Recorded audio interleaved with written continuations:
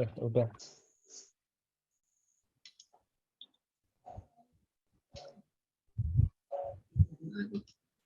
Udah ini.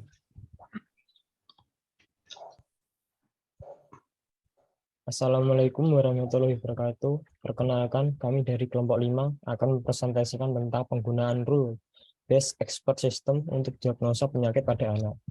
Sebelumnya, perkenalkan, nama saya Arya Satya Ibnu Sani dengan NIM 14621000170 dan rekan saya Farah Putri Raskia 14621000122 dan Antonia Febrianti Bude 14621000219.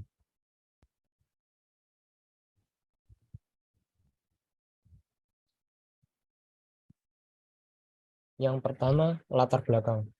Pada saat ini, banyak penyakit yang ada dan menyerang siapa saja, termasuk anak-anak. Anak yang mudah terkena penyakit sehingga menyulitkan orang awam untuk mengetahui penyakit pada anak dan kapan penyakitnya lebih serius. Karena jika anak mengalami sakit kepala, demam, dan sakit perut, bagi orang awam akan dikira sakit biasa dan bisa sembuh dengan sendirinya. Padahal menurut para ahli, hal tersebut bisa menjadi awal untuk penyakit yang lebih parah. Sehingga pada saat diperiksa di rumah sakit, yang dialami anak tersebut sudah parah atau kronis bahkan sulit disembuhkan. Oleh karena itu, dibutuhkan rule-based expert system untuk mendiagnosa penyakit pada anak untuk memudahkan orang awam dalam mendiagnosa penyakit pada anak dan mengetahui kapan kondisi anak menjadi lebih serius sehingga harus dibawa ke rumah sakit. Sehingga kami mengusulkan ide penggunaan rule-based expert system untuk diagnosa penyakit pada anak untuk membantu orang awam untuk mendiagnosa penyakit tersebut.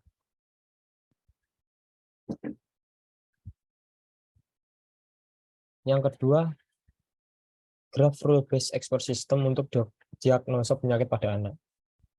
Keterangan gejala sebagai contoh, G1 sulit tidur, G2 terbangun saat tidur, G3 rasa tidak segar atau lemas, G4 cemas. Dengan keterangan G gejala, K penyakit, P kesimpulan, S anak. Dan berikut rule yang telah dibuat. Dengan G1, G2, G3 menderita insomnia primer, G1, G4, G5 insomnia kronik, G1, G2, G6 sindrom idiopatrik, G1, G2, G4, G7, dan G8 sindrom gangguan gerak. Dengan kesimpulan jika terdapat G1, gejala 1 dan gejala 2, maka anak terbukti mengidap penyakit.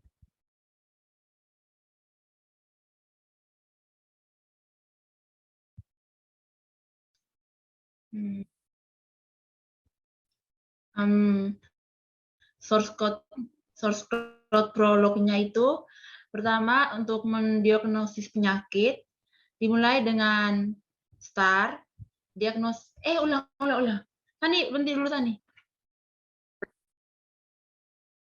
Untuk source code prolognya untuk mendiagnosis penyakit itu pertama tuh dimulai dengan kata mulai, dan penyakit yang akan didiagnosis itu ada infeksi saluran pernafasan atas, infeksi saluran cerna, alergi atau eksim, migrain, faringalitis, hidung tersumbat, cacar air, dan selain itu tidak ada diagnosisnya. Untuk aturan rule penyakit untuk infeksi saluran pernafasan atas itu, jika pasien mengalami gejala demam atau batuk, maka dia akan didiagnosis terkena infeksi saluran pernafasan atas. Kalau anak memiliki gejala muntah atau mencret, itu dia akan didiagnosis memiliki penyakit infeksi saluran cerna. Jika anak memiliki gejala ruam kulit, gatal kulit, maka anak akan didiagnosis alergi atau eksim. Nah, ini semuanya jika anak memenuhi dua gejala ini, maka mereka akan didiagnosis penyakit yang sudah ada. Setelah itu untuk cara bertanya itu apakah anak mengalami gejala. Jika mengalami gejala, maka akan dijawab ya. Jika tidak, maka sistem akan memberikan pertanyaan berikutnya. Setelah itu, pertanyaan akan terus diulang untuk mendapatkan hasil diagnosis penyakit. Record. Nah, ini untuk demo programnya. Jadi untuk mendemokan program, pertama kita tekan file, console, dan pilih untuk mendemokan prolog yang sudah kita sistem pakar itu pertama klik file, console, pilih file yang akan di console.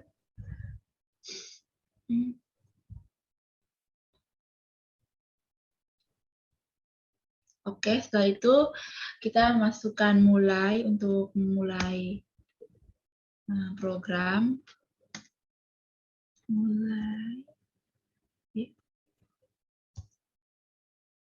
Setelah itu akan ditanya apakah anak memiliki gejala demam. Misalnya ini anaknya memiliki gejala demam dan sakit tenggorokan. Jadi kita isi ya.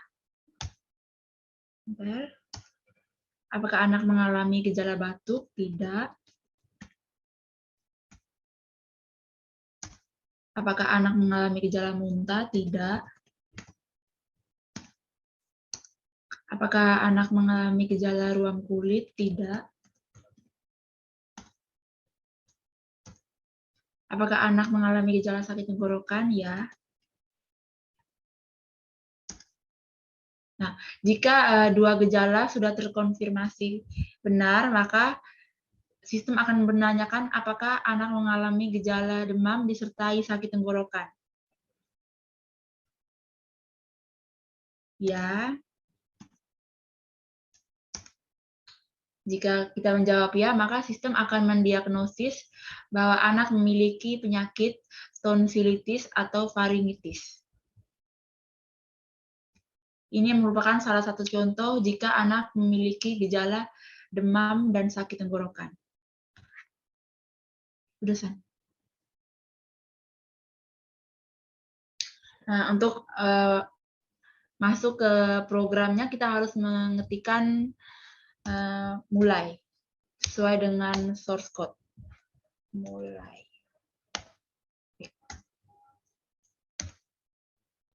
Apakah anak mengalami gejala demam? Ya.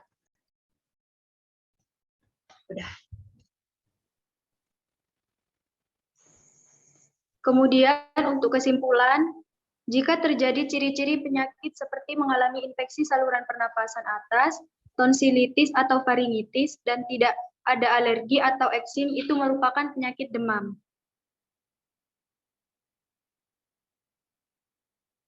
Dan jika ditemukan ciri-ciri penyakit infeksi saluran pernapasan atas, tonsilitis, atau faringitis, tetapi tidak mengalami migrain, maka penyakit tersebut adalah batuk. Ciri-ciri penyakit yang mengalami infeksi saluran cerna tetapi tidak mengalami migrain dan tonsilitis atau faringitis adalah ciri dari mual. Jika ditemukan ciri-ciri mengalami infeksi saluran cerna, migrain, tetapi tidak mengalami tonsilitis atau faringitis, maka merupakan ciri dari muntah. Jika mengalami alergi atau eksim, tetapi tidak mengalami migrain dan tonsilitis atau faringitis, maka merupakan ruam kulit. Ditemukan ciri mengalami alergi atau eksim, tetapi tidak mengalami migrain dan tonsilitis atau faringitis, maka merupakan gatal kulit.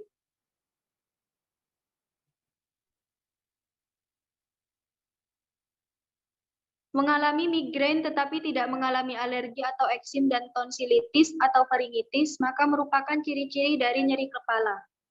Mengalami tonsilitis atau faringitis tetapi tidak mengalami infeksi saluran pernapasan atas dan alergi atau eksim, maka merupakan ciri-ciri dari sakit tenggorokan. Mengalami hidung tersumbat tetapi tidak mengalami alergi atau eksim dan infeksi saluran pernapasan atas, maka merupakan ciri-ciri dari flu. Jika ditemukan ciri-ciri mengalami bintik merah pada sekujur tubuh tetapi tidak mengalami alergi atau eksim dan infeksi saluran pernapasan atas, maka merupakan ciri dari cacar air.